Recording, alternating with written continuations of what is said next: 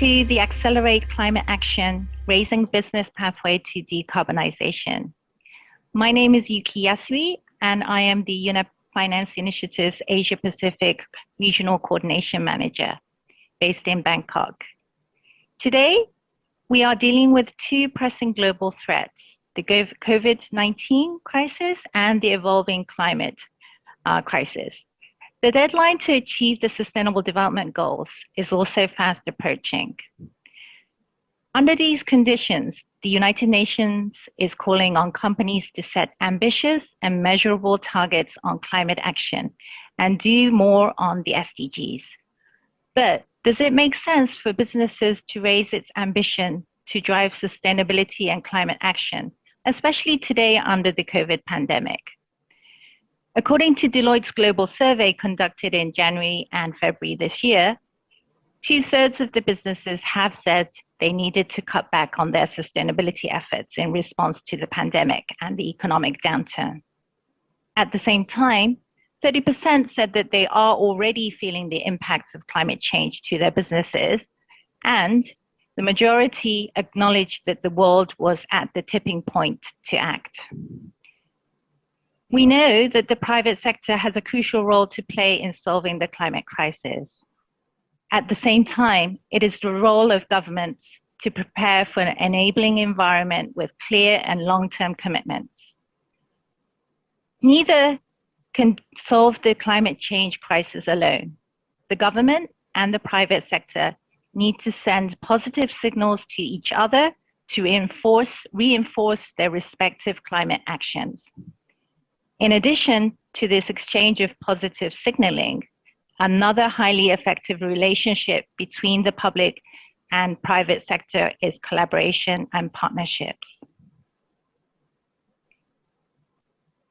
I'm therefore very excited that in this session, we have two distinguished business leaders from Thailand who can share their firsthand experience in some of the key success elements I just covered. Let me go into the speaker's introduction now. I'd like to introduce Mr. Khatchai Maitoriwang, Executive Director of Thailand Greenhouse Gas Management Organization.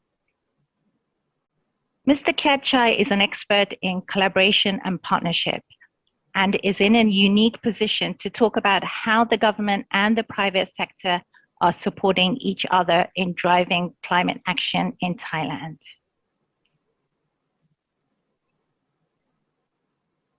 I also present Mr. Dan Pasamavatvanich, Chief Executive Officer of NR Instant Produce. Mr. Dan is a pioneer in the green growth economy, and his business does not have to choose between climate action and the bottom line. Rather, taking climate action is strengthening Mr. Dan's business. So, with further ado, I would like to pass the mic to the speakers. Let me start with asking some baseline questions. My first question goes to Mr. Dan. Please, can you introduce your company, NR Instant Produce, and whether the COVID pandemic has affected your sustainability strategy and activities? Over to you, sir. Hi, good morning, Kun Yuki, and good evening to those who are listening. So our company, NR Instant Produce Public Company Limited, or in short, NRF, we were listed last year on the Thai stock exchange of Thailand. And I think we're one of the few purpose-driven listed companies in Thailand. And our purpose literally is, how do we decarbonize the world through food system transformation? Because food represents 1/3 of total emissions globally. And we take that dearly into basically everything from our top of the pyramid kind of vision, mission, in our view that basically everyone around the world at some point is going to transition to one part of their meal that's going to derive from alternative proteins, which is sustainable and carbon sequestration. And it then goes down into basically our strategies, and which is our overarching compass is whatever we do, it needs to reduce carbon. And so we're broken into three segments, and I'll get to the answer in a moment. So within ethnic foods really is one of the fastest growing food categories in the world today. You know, from Thai food, Mexican, Japanese, Indian. It's taken the world by storm. And ethnic foods, as everybody knows, if you love your ethnic foods, primarily is supplied by produce from farmers, right? And so whether these supply chains are based on regenerative agriculture becomes a question, right? And so you have direct impact. And then we've got plant-based foods and alternative proteins, which is basically our primary core strategy. And what we're trying to do, and our goal is to become the world's largest producer of alternative proteins and plant-based foods. And we're going to do that by building the largest network of production capacity in the world to allow startups, brands, multinationals, supermarkets to transition to sustainably produced low-carbon foods. And so our third strategy is around e-commerce and functional products, which leads to human health, and in a way also has impact. So combined together, what we see is the intersection to enable a transition, right, is around brands, is around manufacturing, and is around kind of novel proteins and how we produce them and how do we consume them. And because we're very focused on solving like these challenges of humanity, by 2030, by 2040, by 2050, whatever your yardstick is, we were actually positively impacted from the COVID crisis, because now the narrative has become, you want shorter supply chains, you want more resilient supply chains, arguably you want more sustainable supply chains, and not supply chains that are based on monocropping, based on deforestation, that is arguably kind of leading towards like this mingling of viruses and you know, from wildlife and humans, right? And so I think when you think about it, COVID immediately resulted in a huge supply chain demand, a shift in the demand curve, right? So everybody wanted to be healthy, everybody wanted to be clean, everybody wanted their product now, right? And then everybody wanted something that made them and feel good and the world feel good as well. And that hit basically every single one of our buttons.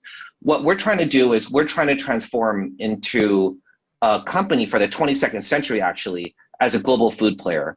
And to do that, we've got to be lean, agile, and super efficient. And so our strategy by building production capacity within region becomes even more relevant. And so all our customers now are saying, well, we no longer want to produce everything from, say, the US, or everything from Thailand, or everything from Europe, and then export that around the world.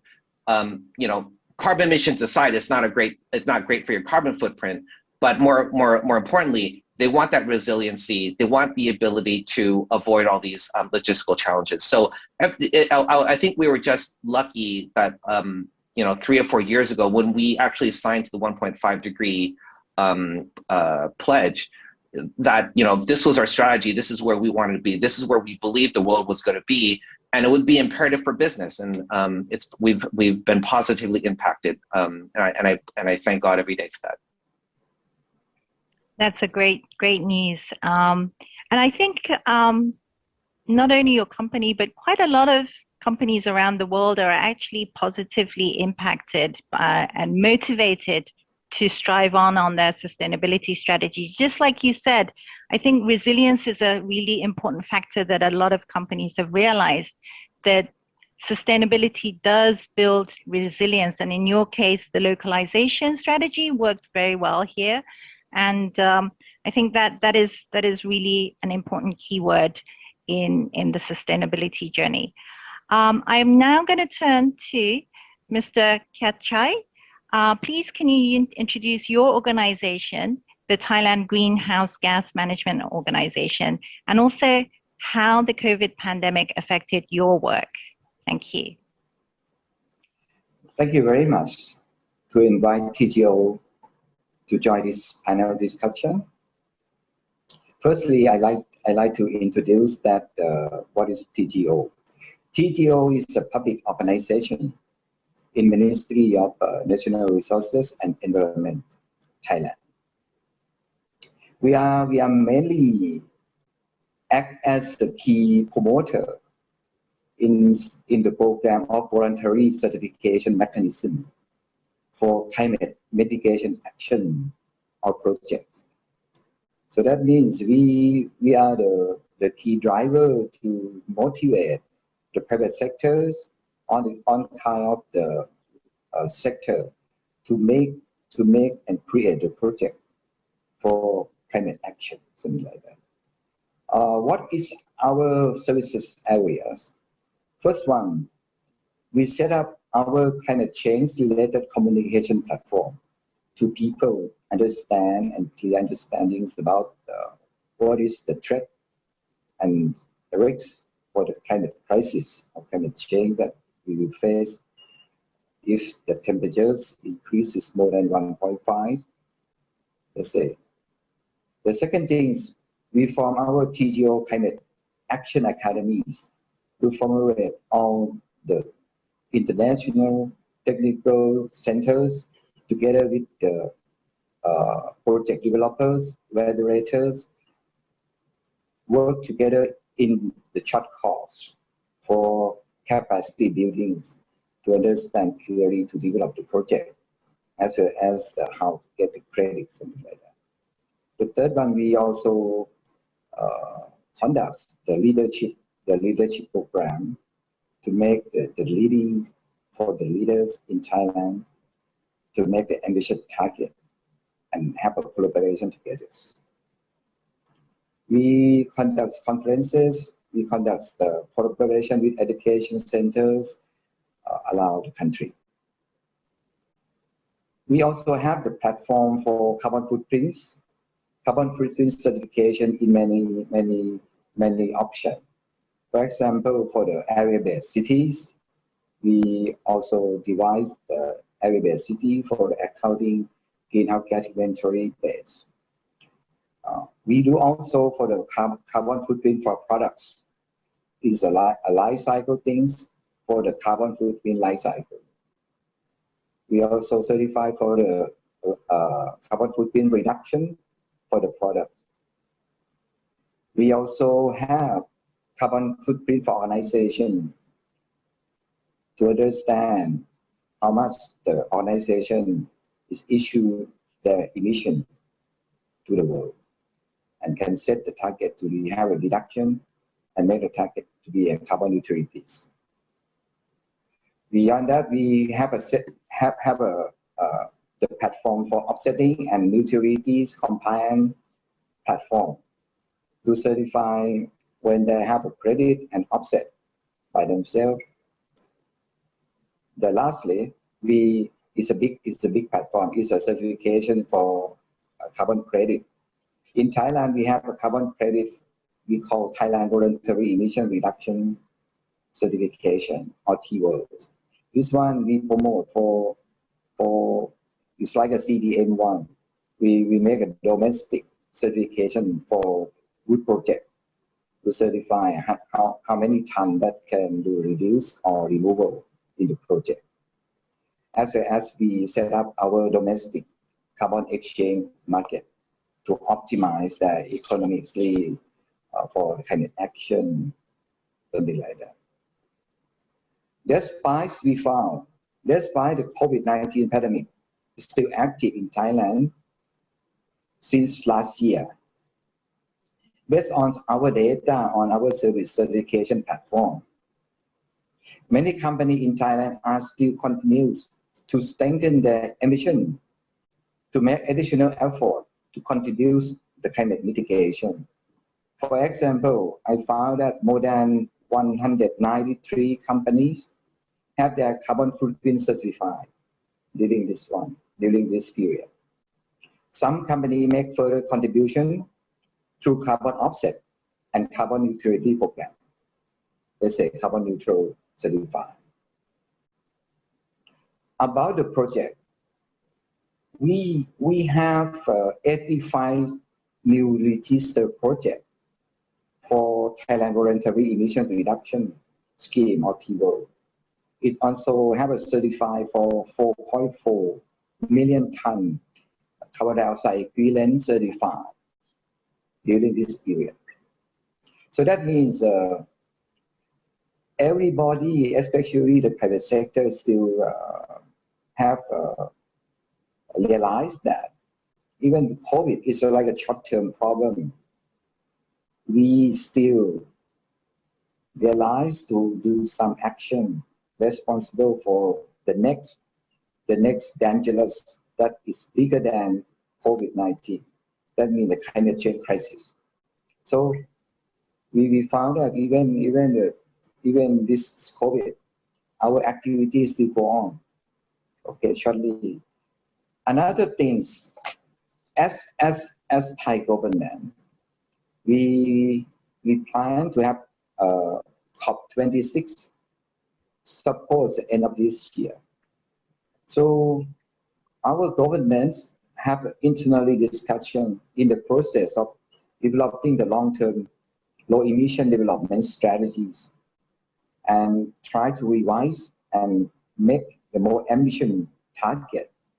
And someday we should announce something new for the peak emission years for Thailand, after at the net zero emission years that will be ongoing to study onward. So even though our government, we still have a working team working on that target. Even we have a COVID-19 very active now. So that is my comment at the first question. Thank you. Thank you very much. So TGO's role is to provide the accountability and the transparency needed in making sure that the Thai companies' efforts in reducing their carbon reduction is not greenwashing, and that it is verified, which is a very important role that you play. And I really liked your comment about the long-term, the awareness that Thai companies understand that sustainability and climate action is a long-term commitment that is that cannot stop with COVID, and that's really encouraging as well. So let me now move on. Since we've been talking about carbon reduction, maybe I will go back to Mr. Dan about carbon neutralization, since I understand that your company is already carbon neutral. It must be one of the few companies in Thailand and in the world. So maybe then let me ask you about how you are helping your supply chain stakeholders in their low carbon transition. Right. So we are now we were the first, and we currently, to my understanding, we are still the only carbon neutral company and food facility in Thailand. And part and parcel of that is looking at our own operations first and how we can be as efficient as possible. And the second then is kind of looking towards a broader kind of the scope, right, in terms of our targets, is then looking at our supply chain. As we directly purchase around, I would say, 15% to 20% of our cost of goods sold is coming directly from farmers. We know that we can have an impact. And the most important thing that we do, number one, is basically education, getting them to understand that we have policies with respect to kind of sustainable production of crops and plants. The second is actually changing our procurement policy and basically our internal policy. So it trickles down, right, from kind of like our corporate sustainability strategy, and it trickles down all the way to our executives, middle management, and then through procurement. Procurement then kind of enforces to our standards the type of products and kind of suppliers that we want. And so what's very important there is how do we transition producers, right, from chemical-based farming, right, to basically organic and non-chemical-based farming, right? That in itself is already like a reduction in carbon emissions already. And then how do we take that further and educate them and incentivize them to take their farming to regenerative agriculture? To be honest, the regenerative agriculture is still, specifically, I guess, within Thailand to our experience, is still relatively new.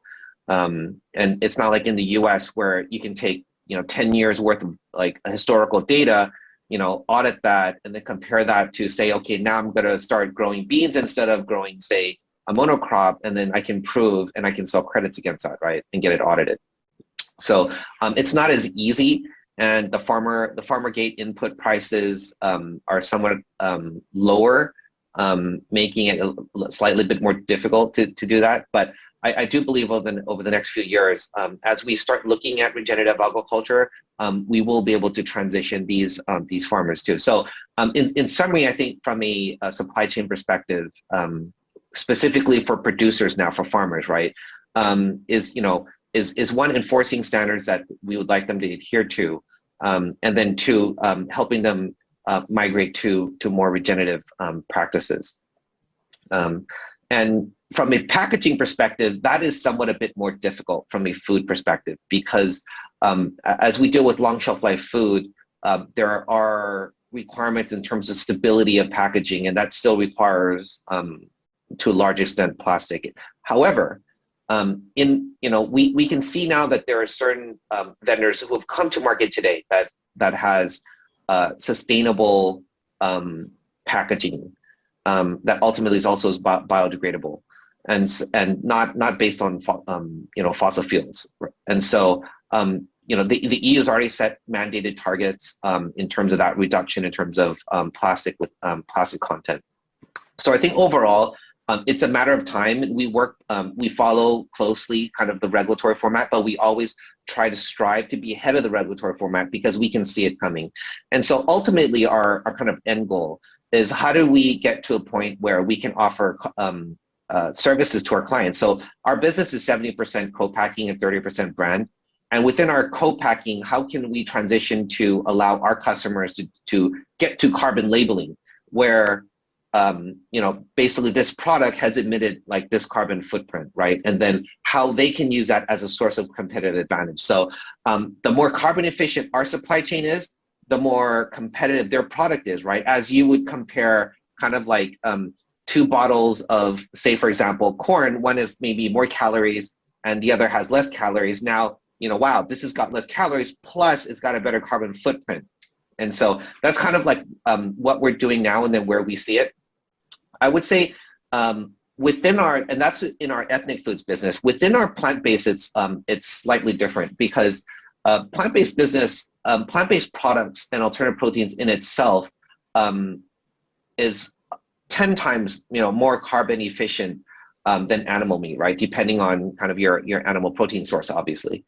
And so part of our goal is to become this large platform for alternative proteins and plant-based foods in key markets around the world, is obviously the supply chain and how we view the supply chain. So for example, we currently have the biggest co-packing facility in Europe with its first phase capacity at 80,000 metric tons for plant-based products. When we think about supply chain, even though transitioning to plant-based foods is a lot more carbon efficient, we also think about the inputs into our supply chain as well. And so we're one of the few where we actually have audited in a sustainable audit program directly to the soybean itself. And so we can trace kind of the carbon footprint. And so we also look for farms and suppliers within our network that are not monocropping, that are employing kind of best practices. I'm not saying we're perfect today, but I do believe over the next few years, we're going to get to that point where we will be able to carbon label, and then we will have the most carbon efficient product on shelf. And so that's kind of like, I think, on a holistic basis where we see. I think overall, when you think about kind of like our regionalized production centers, that in itself already saves a lot of carbon if you're not shipping product across the water. Yeah, thank you very much, Mr. Dan. So I guess some of the things that I've picked up is data, historical data, baseline. These things are really important, which is similar to what TGO is Yes. also striving to provide. Mm-hmm. And also the positive signaling that you are doing, you know, by showing your leadership and being one head ahead of regulation is actually helping regulation and policymakers to be more confident in putting out their regulations. So you are, you know, providing that positive signaling, which will then reinforce the regulation, and you're one step ahead, which is really great to hear as well. And the last thing about your plant-based food, you know, the whole transition away from red meat, especially, and our reliance on eating too much meat is not good for the environment nor for our health. So I think that is a great revolution that you are trying to make in the food industry. Let me now turn to Mr. Kachai for more information and more sharing of your experience about the public-private collaboration that you are doing, because you are essential. I think everyone realizes that this collaboration is essential in achieving a system-wide impact, and it's already come across in both of your conversations so far. So are there any important gaps that you see in the current collaboration on your reduction projects, greenhouse gas reduction projects? And if so, how do you plan to address that? Thank you. Yeah. We have to understand firstly, for our policy for climate action in Thailand now, it's not mandatory. It's still not mandatory target. So everything is a bit tough to move on, right? Let's say. But anyway, based on our ambition to reduce the carbon neutralities or net zero target years recently, that means it's possible to tighten our target, and everybody have to work together, act seriously, more seriously, not like a play, not like okay, voluntary, do or not do is the same. That means this one should change our viewpoint to make the collaboration more seriously. So that means like TGO action. I like the company, like Mr. Dan say, okay, carbon neutral announcement. So that is like a pioneer to show something. It's a leadership way. And what we should do, we should recognize them and make them is a benchmark for others to follow. So that is the key thing. That's why we can make others follow them to do the good things. In currently data, it's have many company act as Mr. Dan company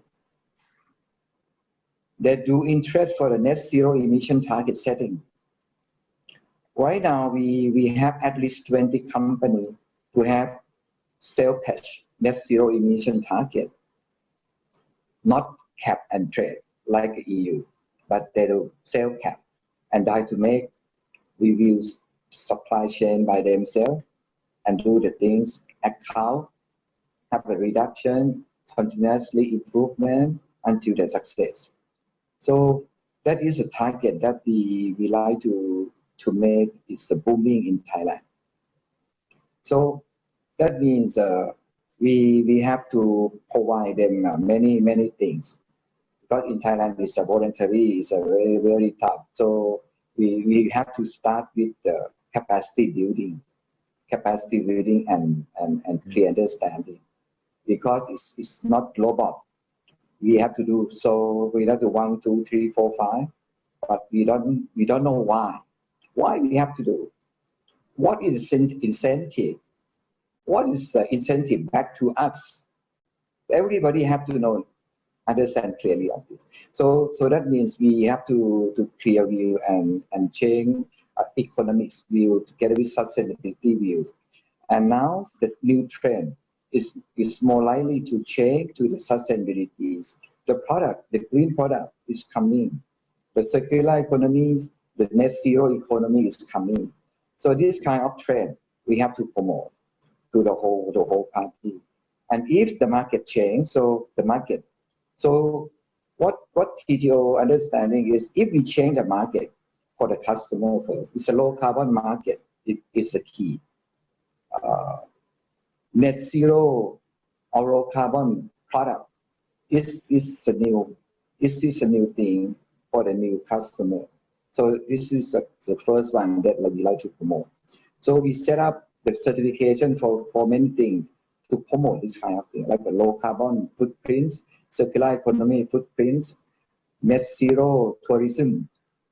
We try to make the announcement for the good action, and try to make this good action is a global level and the country levels.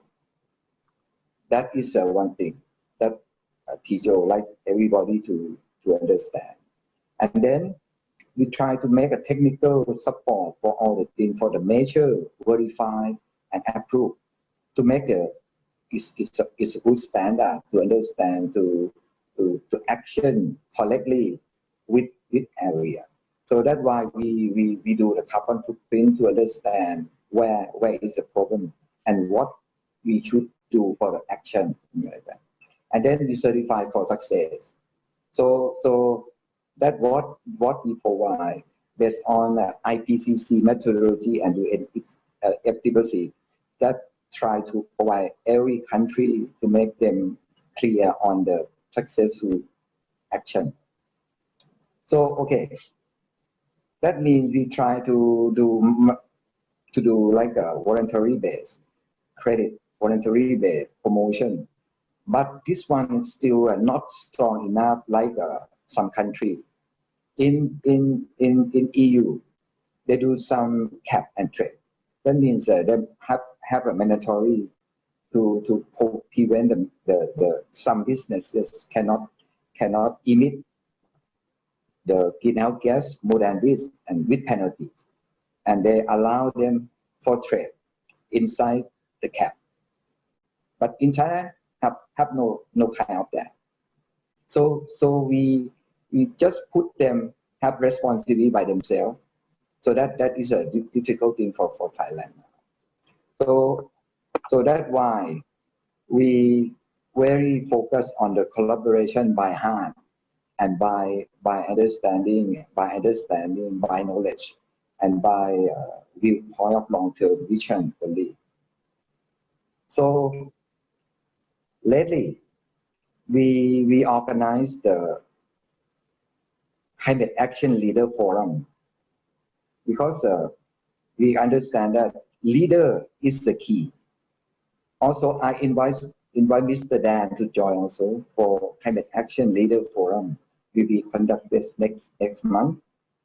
Okay, we hope we will not postpone, but anyway, from July, August, we will have a continuous session to talking about this. Is the forum, we will have a message for the leader to make the collaboration first, and then if the leader come together and sit down together with the government part, the policy setter part. So policy setters together with the private sector, and we have international part for the climate action work together. So that means it may shift some idea for all the leader or CEO. If the CEO change their mind, the more responsibility in organization will occur. And then we plan to set up Thailand carbon neutral network. Okay, next step. And this step, we already invite many pioneers, both for a climate action leading company. That means this kind of company is emit greenhouse gas a bit more, and they have responsible to reduce and set the target for the carbon neutrality, like a Michelin company, something like this. Okay, come together, and we provide another path for the green product producers, green project developer, like a credit generators or for a foresting project developer, but work together with the exchange platform to offset and try to make the carbon utilities in the group. So that is our aiming to make the good collaboration, and this collaboration will be proud. It's like we are pioneer. We are pioneer. Let's say we should be a climate action leading company that responsible for our emission cost by our own action. Otherwise, we do offsetting by support other projects to make responsible for what we do business. If we do business without any emission, that means net zero emission, like Mr. company, that is like a full responsibility for the world. So we try to promote this way. And yesterday we start to actually we work together with the FTI, Federal Thai Industrial Federation. So that means that many group of the industry work together. We work together in the collaboration together with the service sector as well. So if we combine together, we will create a demand on the offsetting. If everybody wishes to be carbon neutral, and carbon neutral is like an ideal target for everyone. So that means everybody in the group is clear, is no sin. It's like the company has no sin. So we should do something to offset that sin. The sin means carbon footprint that we create. Okay. So if we work together like this society is very nice to be the leading group to lead the whole society. So that means we like to form it. Okay. By this TGO, we also collaborating with the UN IFTPC Regional Collaboration Center in Bangkok and Global Climate Action Initiative of UN FTPC Secretariat to align the development of Thailand carbon neutral network with the criteria and programs of the UN FTPCs of the UN FTPC represent Thai corporate and organization effect at the global level. So we try to try off this. Is a carbon neutral now and race to zero as a global level as well. So it's the key action that TGO like to collaborate is Thailand carbon neutral network as well as a new platform for carbon credit exchange voluntary basis. Yeah, that is a key. Thank you very much. Mr. Khatchai. I think we only have a few more minutes left, so let me just ask you to make some closing remarks. What messages would you like to put forward to the Thai businesses? So maybe I'll start with Mr. Dam, please. Sure. I can be quite succinct. I just want to address not just the Thai businesses. I think there could be people who are listening in general, right? And so very simply, I think to consumers, right? The time is now, if you have family, you need to transition to low carbon foods like alternative proteins and plant-based foods. Vote with your wallet, consume with your stomach, what's good for your family. I think for businesses, we need to work hand in hand in partnership with governments. I'll give you a very good example. Thailand has green targets in terms of forestation. I think it's something like 10 plus million hectares of land, right? It's going to cost $6 or $7 billion to plant, right? And the government clearly does not have a budget in order to plant $7 billion worth of trees. And it's imperative that the private sector gets involved. We will be the first company, I think, in the world, and we launched this as an initiative in Time Magazine, to issue a climate dividend, which is basically, let's think about it this way. If every company listed on the stock exchange paid 3% to 5% higher dividend to shareholders, and shareholders took that as a premium to reinvest into planting trees, we could actually plant all the trees needed in Thailand by, we ran the math by 2035 to 2040, right?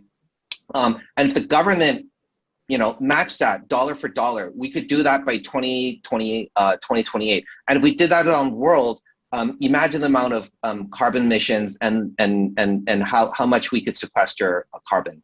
And so, and with that, I think governments need to be bolder, a lot bolder in terms of committing to carbon neutrality.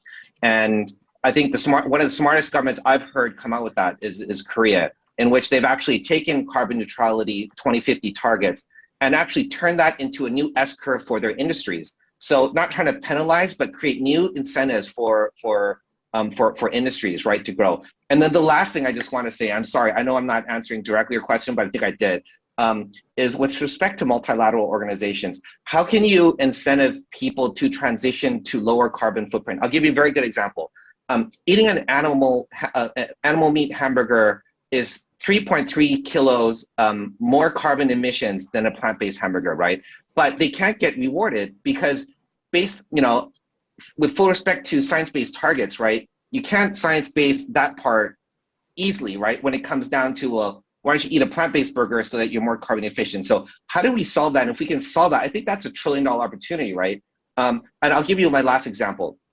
Our one factory in the UK, right? We feel over its economic useful life, right? Could offset 1 million metric tons, but from a science perspective, how do you validate that, right?